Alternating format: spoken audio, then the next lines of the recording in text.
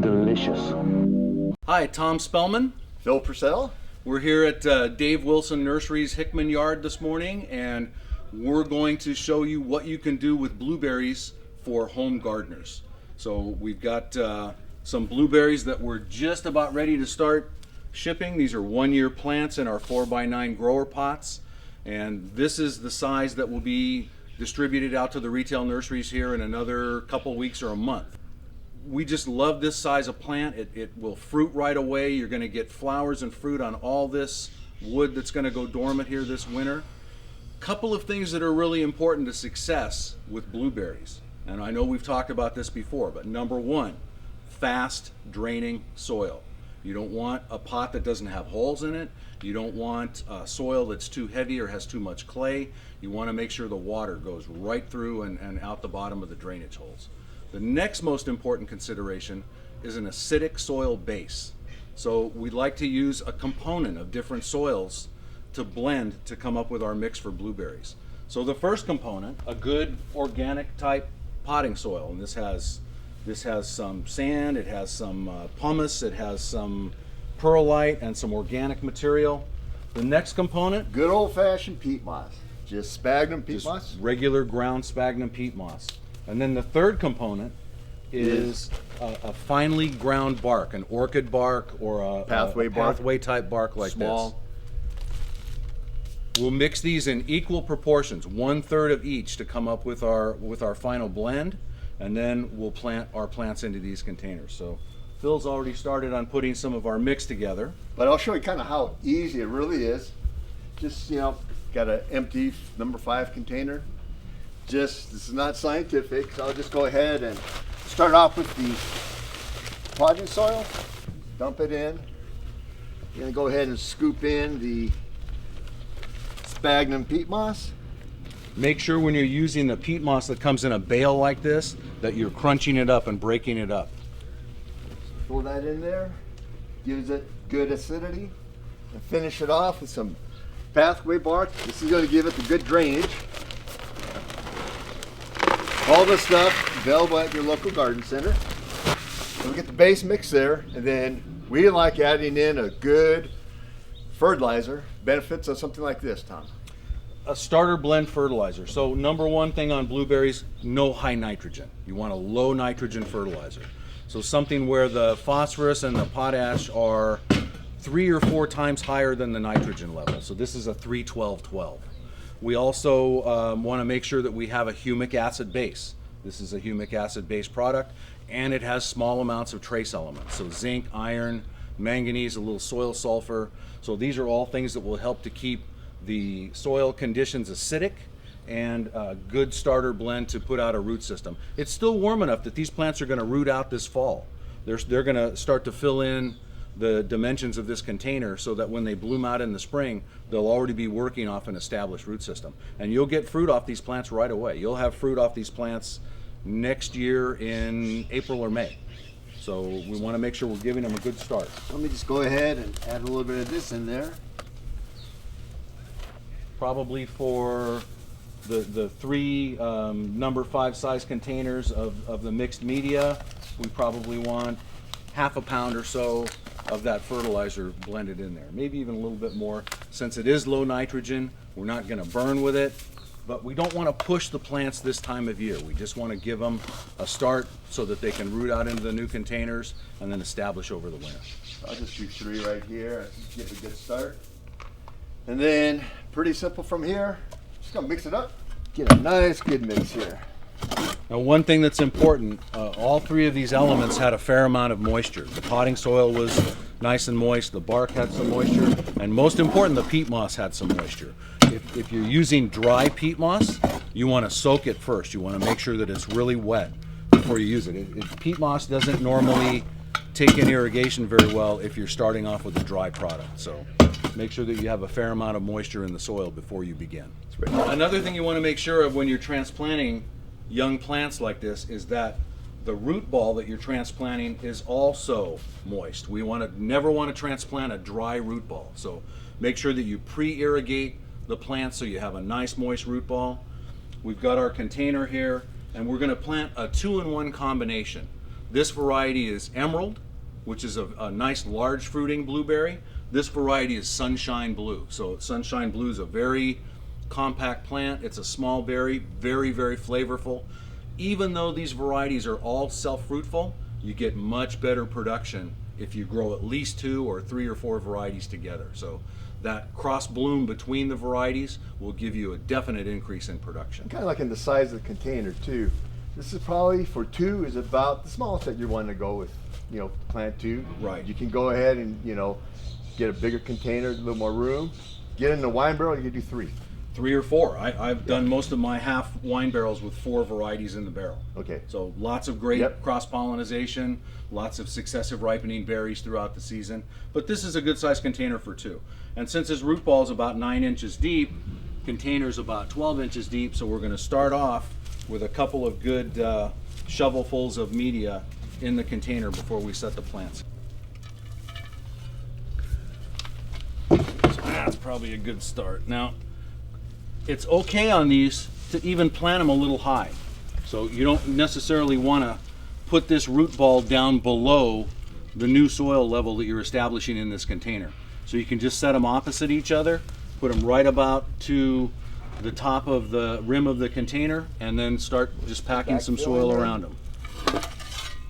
Once these are done, I want to see this little 4-inch root ball. I want that exposed on the surface. I don't want that buried. I want to make sure that those top roots can oxygenate and breathe well. The worst thing you can do is bury that too deep, and then you create an anaerobic condition where that soil can't breathe and you don't have any porosity in it. Even though you have good drainage, you can still have rot that way. So make sure that you've got that top of that existing 4-inch container, or whatever size you're transplanting out of, that you have that exposed right at the surface. So we don't want to have too much of a high pressure, right? We don't wanna wash all the blow soil the out we media just out, put yeah. in there. So Slow and steady. So make sure that the soil ball is fully saturated. Make sure you kind of poke all the air pockets out of there. You don't want little air pockets in there. So you can see how fast draining this is right now. You know, it's that's going what the right bark through. does. So, and when you do this initial irrigation, you want to irrigate, let it sit for a few minutes, come back and irrigate again, maybe even do it 3 or 4 times so that you know you've now totally saturated this new root zone, and that'll give you nice, quick expansion of that root system. Yeah, it's good for right now. As far as pruning on these, they're a little imbalance. You could come in here and make a couple of pruning cuts, but the one consideration you always want to consider with blueberries is every cut that you make now in the fall or in the winter is taking away fruiting wood for next spring. So for me, the plants look pretty good. You've got a nice ratio in the container, and all these tips are where we're going to get bloom next spring. So I'm not going to do any pruning right now. I'm going to leave these alone. I'm going to let them flower. I'm going to take advantage of some berries. Where if I was planting an established fruit tree or larger fruit tree, an apple, a peach, a persimmon, a nectarine, an apricot, I wouldn't want it to fruit the first year. But these are nice little tight, well-established plants, and they're perfectly fruiting able, and we'll be eating blueberries off of these by April or May. So what we got here going on here, Tom? This is one of the oddball varieties in the blueberry family. It's not a blueberry, it's a pink blueberry. Okay. So we've talked about this one before. It's pink lemonade is the variety, but it does bloom, inner bloom, and will cross-pollinate with the other southern highbush blues. Okay. So since we have those 2 varieties together, this is a little bigger. Isn't that a beautiful plant? I mean, look at that It for is. a 1-year plant. Nice structure. So now we have a variety that will interbloom with our blues, and it gives you an alternate type berry. So you could easily grow this one in combination. If you had a half barrel or a larger container, put 3 or 4 in there. You could put a pink in with a couple of blues, or you can do it separately like this. So we're gonna grow this in a separate container of its own, and just keep it close by so that there's plenty of opportunity for the bees to pollinate in between the varieties. And the other thing is, you know, there are so many great options for pots.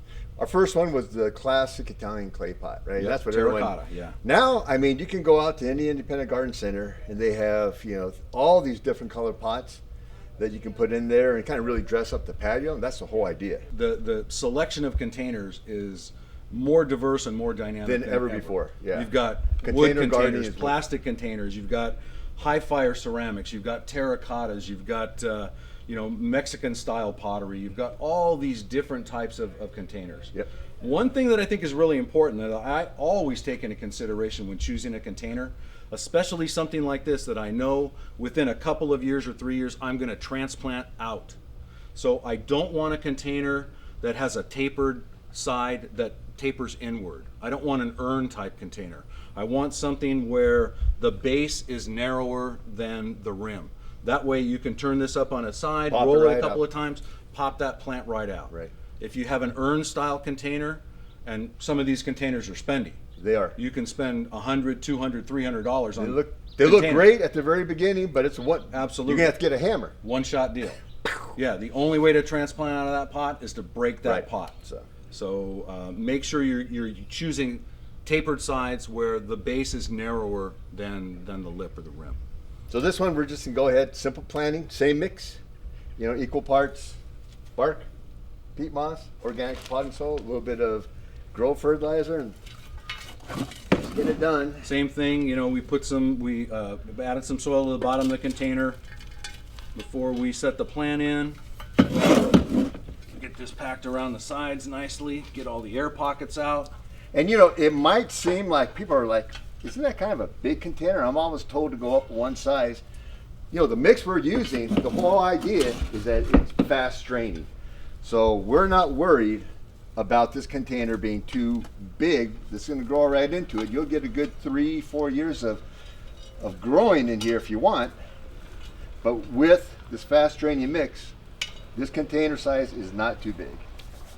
Just like that. No, I think it's perfect. Yeah. And the other thing you always want to take into consideration for something like this that's more shrub form than it doesn't have a tree stem or something. So you want to make sure that you're maintaining a balance. You're going to do your pruning on these in the summer after the crop has been harvested, and you want to prune this plant back to keep it into a balance with the size of the container you've given the plant to grow in. So top to root ratio should be very close. Yep. That's going to give you longevity. That's going to allow this plant to grow in this container for at least 3, if not 4 years. Yeah. So like you say, our plants come in 4-inch containers. If you were to put this in a 6-inch container, it's already too small. Absolutely. So this It'd is- outgrow that in a couple of months. Yep. So we don't have to stick to blueberries on this. This No. is a nice size container, nice decorative container, nice high glaze on the outside, and this is a Baby Cakes Blackberry. It's one of our Bushel and Berry varieties, so it's not a big vigorous vine. It's more a shrub form blackberry that'll produce again on young wood. It'll produce on these tips that are going to harden up this winter. Right. It was hybridized for container gardening, just Exactly. like its counterpart, raspberry shortcake, which Raspberry is the Bush shortcake. raspberry. So we do have those selections that are grown specifically for container culture on the blackberries and on the raspberries. And this one, the flavor on this one is excellent. It is. I would compare this to any of the standard blackberry varieties. Very productive, good size fruit, and really nice flavor. Yep. How about the soil? So, you know, we got this mix right here, and it's custom for blueberries. Good for this too? I think we're good for this. You know, it's going to be slightly acidic. It still drains really well. Yeah.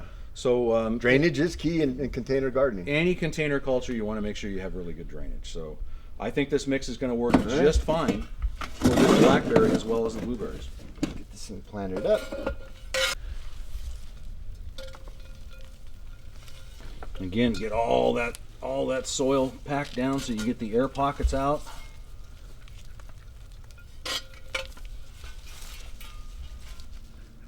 A little more. Good. Yeah, a little bit more. Again, we're going to leave that existing root ball just barely exposed at the surface. So after you irrigate it down a couple of times, you're going to be able to see that original 4-inch square outline of that root ball. You don't want to cover that. You don't want to bury that. You want to make sure that you're keeping it right at the soil surface or just slightly above. Man, I can't wait. We're going to have fresh blueberries, pink blueberries, and blackberries this coming spring. I'm hungry already. All right, watering this in, Tom. You know, a lot of people ask about watering and how you should do it, and Well, tips. you know, Phil, there's so many variables on that. I mean, you know, how fast draining is your soil? What's the weather like? Is the plant in a vigorous stage of growth? So how much always, sun, how much shade. always the best way to irrigate is to check the soil moisture before. Get a moisture meter, or just, you know, put your finger down or a knife blade down into that container and see what the moisture level is like at 2, 3, 4 inches below the surface. You don't want it to ever go bone dry, but you want to make sure that it goes just slightly dry in between irrigations. So and when you do irrigate, make it count, make it thorough. So like this right here, just planted it, knowing that, you know, we want to thoroughly soak it. Yes. You know, get its, you know, the soil. We don't want it wicking away. We want everything to be in Right. line. So you can see right now it's drained through, and you know, maybe we'll pack it down a little bit more if it needs a little bit of soil. Just top it off a Just little top bit, it off, but- irrigate it again a couple more times right away so that Yep. we know there's no air pockets and that soil is Yeah, saturated. at this point, you really can't overwater it when you first put it in there. The first 3 or 4 days you could basically set it in a bucket of water almost and you'd be fine. But Yeah. after that, you're going to want it to be able to drain out thoroughly, and you're going to want it to go just slightly dry in between Yeah. irrigations. And so something like this, after it finishes fruiting in the summertime, great time. Just go ahead. You're out there hedging everything else. Just Sculpt make it this back. a nice, you know, hedge it out. Yep. So push out new growth for next year. Absolutely. So enjoy your berries. You could lots of options for small space gardening. You can do these on a patio. You can do them on a balcony. You don't need a big lot to grow fresh fruits and berries in your backyard. Have fun with it and enjoy fresh fruit every day that you can. Lots of great information on our website. If you want more information on growing fruit trees, caneberries, blueberries, any of the items that we're producing, make sure to follow us on the website. Go to www.davewilson.com and enjoy. Lots of great information there, and we want you to take advantage of it.